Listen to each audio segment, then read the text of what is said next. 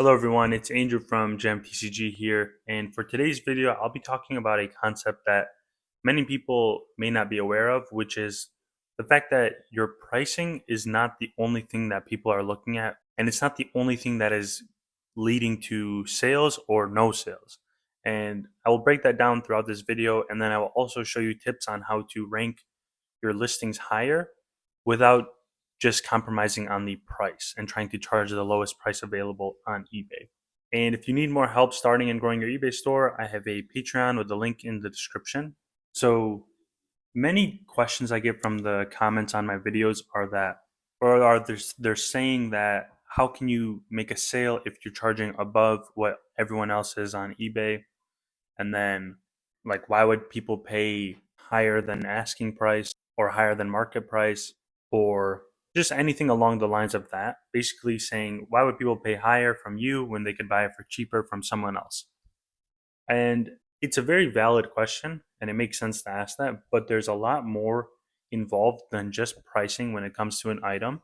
Because if you think about even in any other business, of course, there are products that are cheaper than others, but sometimes people just don't mind paying that higher price if they know that they're buying from a trusted company or seller, or they like the quality that they're getting or the service that they're getting. They are willing to pay higher. That's one thing. So if you can get a higher feedback score on your store, better reputation from buyers and a lot of repeat buyers, then you can easily charge more. Because I've heard from many collectors that they don't mind paying that higher price for a card if they know that they're going to get what they're paying for. If I say I'm selling something that's near mint, they are going to get a near mint card. But if they go to someone that has maybe two feedback on their store and they say the card is near mint, they might get a light played or a moderately played card. And then they have to go through all the hassle of returning it for a refund. And most people just don't want to go through that. And a lot of people are very peculiar with the conditions of their card, so they would rather pay for something that's in better condition, even if they're paying a premium. And to get a high feedback, you basically just want to sell things as described, package it properly, and then ship it on time. Don't take super long to ship. If there's something that the customer asks you, or they have a question, or they have a problem with it, always respond immediately. Don't like ignore them or hold off and wait like a day or two to respond. Because if you think about it, like let's say you were the buyer and then you bought something from someone and they took 2 days to respond. They weren't very clear with what they were selling you, and they were just very hard to deal with. Ask yourself, would you buy from that person again? And would you give them a 5-star rating? If not, then don't do the same thing for your store because that will only impact you negatively in the long run. So, yeah, one of the most important things is feedback. And the next important thing is promotions. So, one thing that I noticed when I was first starting off was even if I was charging a lower price than this other seller, my listings would always show up below them and we would be selling the same exact products, like the same variation listings, all that, and it would still show up below them. So I thought, okay, maybe if I charge even lower, maybe I'll show up higher. And I did that, there was no difference. And then I kept looking into solutions to figure out how to outrank them. And I would say number one was the feedback. They had a lot more sales and feedback than me, but number two was promoting the listings. So doing that 5% general promotion on each listing that I had helped me outrank them in a lot of listings. And I did a lot of experiments. I did like up to, I think I was doing up to like 15% at a time, which is extremely high. So I wouldn't recommend going that high, but you definitely want to add promotions to your listings. I've made a video before about how to actually set up promos on your store so that you can get more sales. And it's super simple to set up. You only have to put in like the minimum is 2%. I go up to 5. You could do anything around there, but as long as you're doing somewhat of a promotion for your listings, you will make a lot more sales and your listings will show up a lot higher. Because if you make a search, and I'll show this later in the video of like what I'm talking about in real examples, but if you go on eBay and you search up a card, you'll see that like there's the same card, hundreds of different listings, hundreds of different sellers, all around the same price, but there's a reason why some are at the top and then some are at the bottom.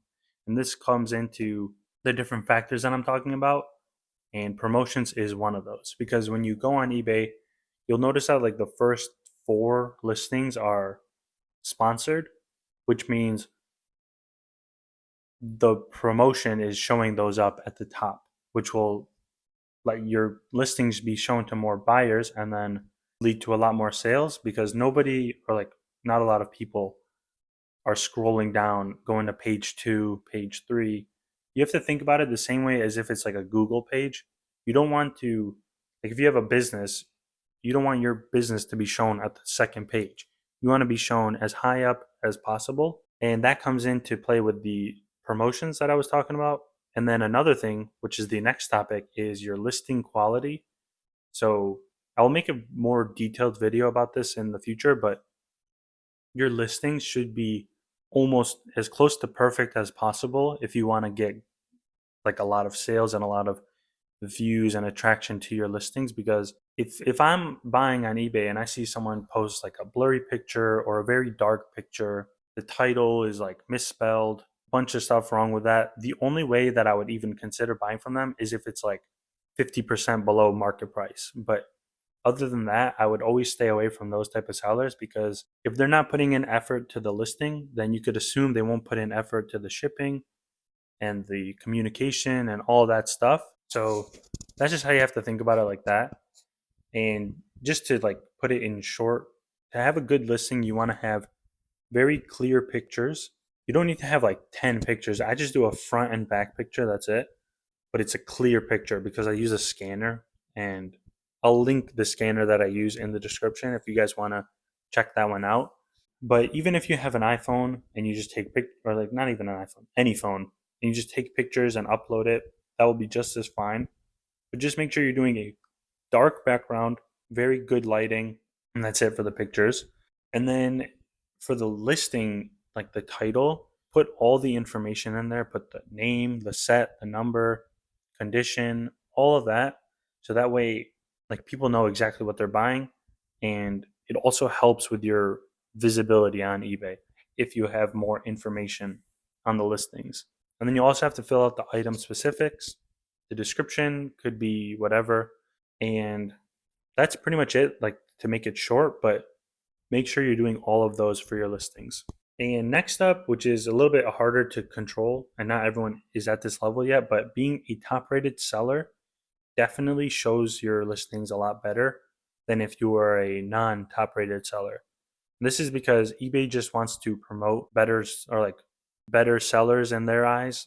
If you're a top rated seller, they'd rather show you than show someone that isn't, because if you think about it from their perspective, they want the best sellers to be making sales rather than random sellers, because someone's buying from eBay for the first time and they have a bad experience because of a random like low feedback seller, the chances of them coming back and buying again would be very low. So they want to always promote the higher rated sellers. And that kind of falls back into the feedback thing I was talking about. But being top rated definitely helps. Another great thing would be having a lot of sales, which is another thing that it's very hard to get to. But if you can get a ton of sales, you can then show up higher because you have a proven track record. Your listings will be showing up a lot more than others, which will lead to a lot more sales. And then the last thing would then be the pricing. And the reason why I put it last is because people can easily compete on pricing. All you have to do is change a number, try to be lower than everyone else, and that's it. Because if you're trying to compete for the buyer that only focuses on the pricing, then you're kind of like hurting yourself by doing that, because those buyers are not really loyal to your brand and store. So then if you're charging the lowest today and then someone else is charging the lowest tomorrow, they will buy from that person and they will not come back to your store unless you have consistently lower prices than everyone. And if you're doing that, all you're doing is causing people to compete with each other on pricing and undercut each other, which will drive prices down. and then you will be limiting the amount of profit you can make. Because if you're just buying stuff and you're selling it for below market price, you would have to be paying on the inventory like 60 or 70% market price at most to then be breaking even or making a few percent profit. And to me, it's just not worth it to be competing on pricing. So, what I recommend doing is just putting a price that you feel comfortable with and that you will be fine with for the profit. So, like, let's say you want to make at least $1 profit on every order you do. You can then say, like, okay, I spent $8 on this card after the fees and all that. I want to be netting $9. Then you could do that. And then that's fine because then you're still making your profit that you're happy with. You're not like compromising on anything. And it's just a lot better that way. And if you need to like help calculating all that, I did make that free eBay calculator that shows like what your profit will be after the fees and item costs and shipping.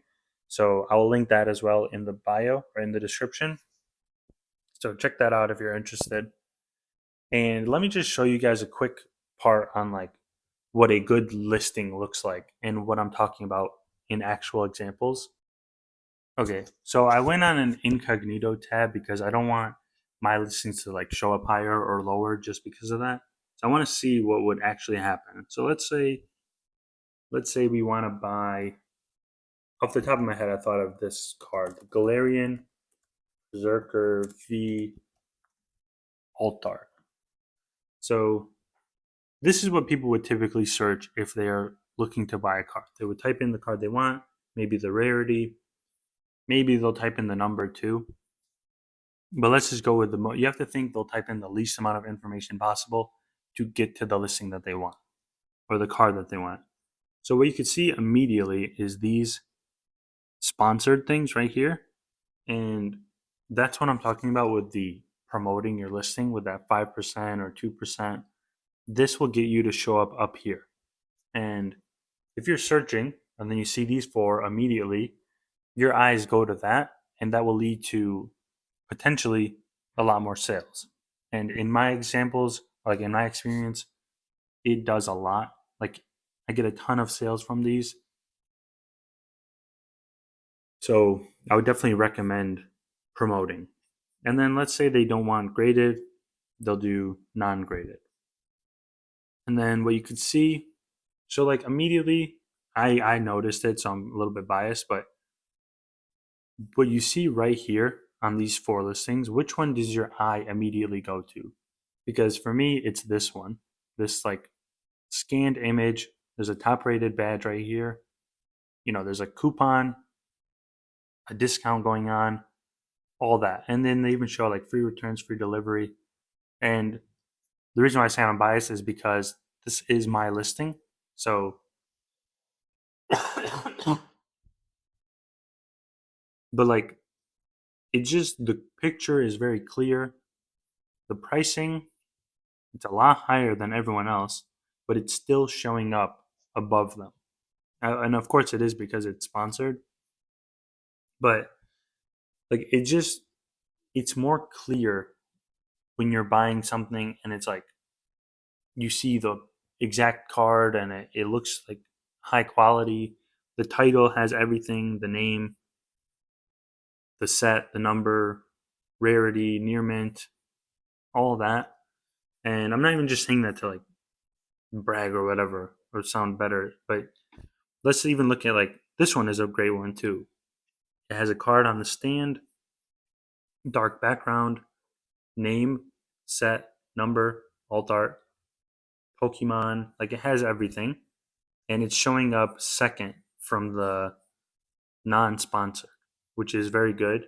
I'm not sure how this one is showing up higher, but maybe it's just random sometimes. But yeah, like even as you go down, so like this one, dark background, has all the information. Same thing here.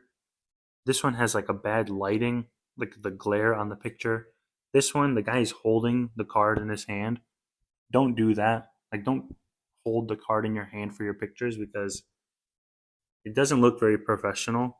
And it's just, I don't know, people don't like to see that from what I've heard. And then This one is like very far out. It's hard to see.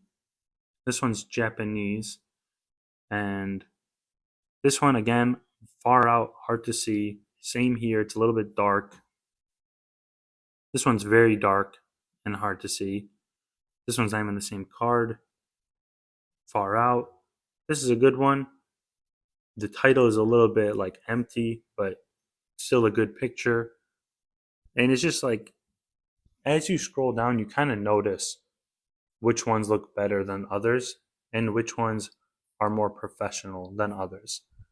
So keep that in mind when you're making your listings. Focus on the things I talked about today, which are your feedback, your like promotions, titles, top rated, and then your sales, because those will be more important to you than, or for your sales than pricing. Because anyone can compete on pricing, but not many people can compete on feedback and just overall like professionalism and all that stuff, because that stuff outranks everything else in my opinion. And from my experience, it has done a lot better than just pricing. But yeah, that's about it for this video. I will be making one on how to make like a very good listings in the future and go step by step, like how to make them professional and like tip top shape, whatever. So stay tuned for that. And I will see you all in the next one.